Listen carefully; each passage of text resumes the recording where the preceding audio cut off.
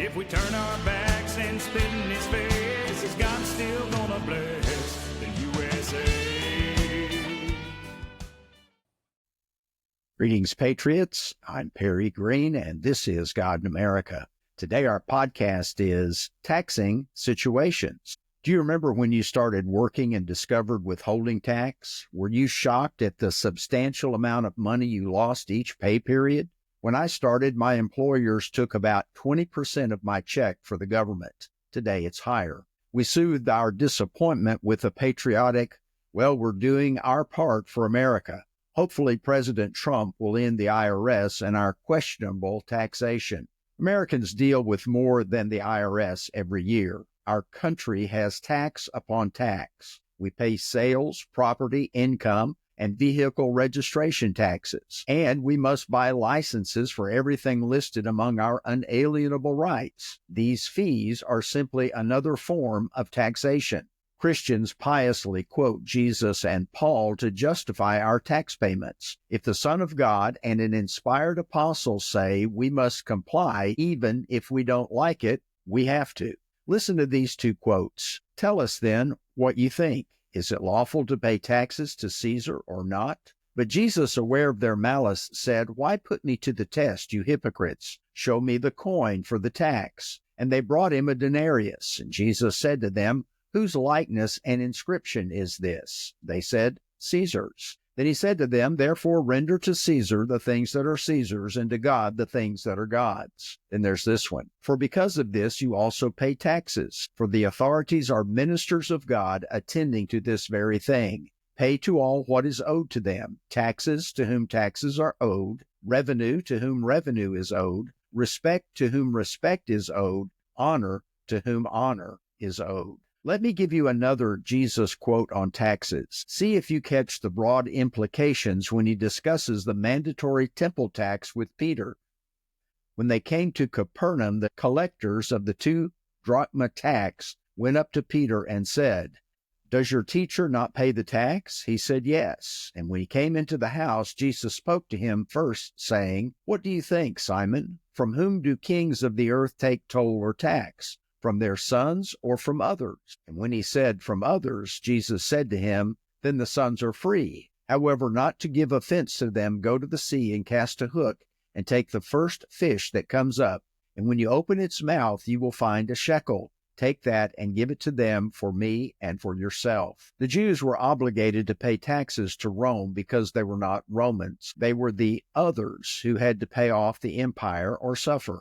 Jewish zealots refused to pay taxes to their oppressors, and it cost them and their fellow Israelis dearly. I read that at one point the Galilean citizens, where the hotbed of rebellion was, paid as much as 90% of their income in taxes. They did not have time to generate resistance if they were busy paying their tax burden.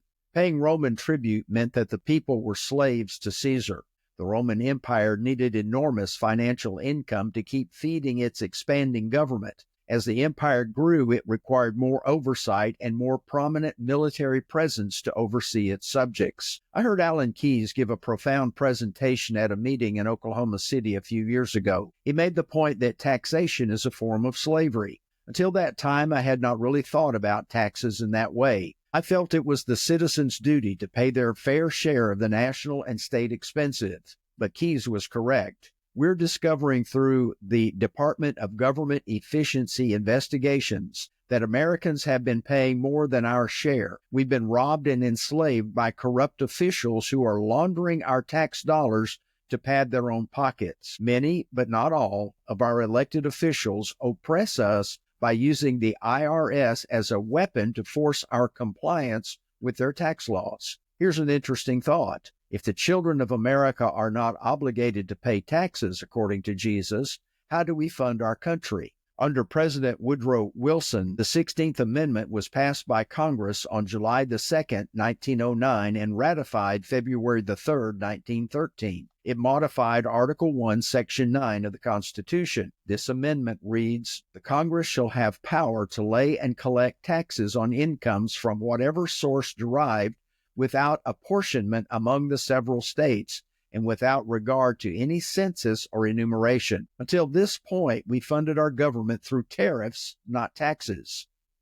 Following Jesus' remarks, others paid our national expenses, and our citizens could freely use their income. Wilson and his Congress enslaved the American people through unconstitutional taxation and the growing ignorance of the populace. Our founders and framers were wise beyond our appreciation. Thomas Jefferson made a poignant observation. He said, "I predict happiness for the Americans if they can prevent the government from wasting the labor of the people under the pretense of taking care of them." Sound familiar? Our government officials say we pay taxes so they can take care of us from the cradle to the grave. That's the Marxist model of government. They replace God with government and enslave the people to be cogs in the national wheel. The IRS agency takes Jesus at his word. The DOJ investigations have uncovered that many agents don't pay federal income tax. After all, they are the children of the IRS and should be exempt, right?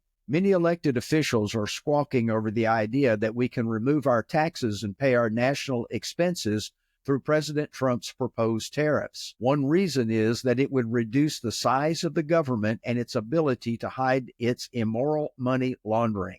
A smaller government with a tax-free population would also remove its slave master control of the people. We would restore we the people as those in control of our government and reverse the administration's control of the people. Maybe Jesus is on to something. Others should pay, not we the people. He's talking about freedom. 2 Corinthians 3 verse 17 reads, "Now the Lord is the Spirit, and where the Spirit of the Lord is, there is liberty." Well, thank you for listening. As we close today, let's keep the light of liberty from tax tyranny burning.